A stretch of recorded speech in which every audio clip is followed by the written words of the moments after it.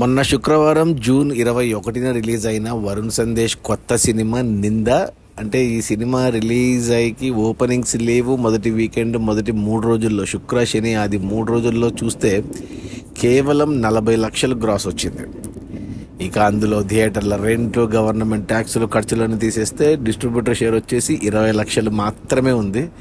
ఇక ఈరోజు సోమం, మంగళ, బుధ 3 రోజులే ఉంది. ఇక గురువారం కల్కి వస్తుంది. సో వీకెండ్లోనే కలెక్షన్స్ లేవంటే ఇక వీక్ డేస్లో ఇక అవి కూడా రావు. ఇంకో 10 లక్షలు గ్రాస్ రావచ్చు, ఒక 5 లక్షల షేర్ రావచ్చు. టోటల్గా ఒక 50 లక్షల గ్రాసు, 25 లక్షల షేర్తో సినిమా పరుగు కంప్లీట్ చేసుకుంటుంది.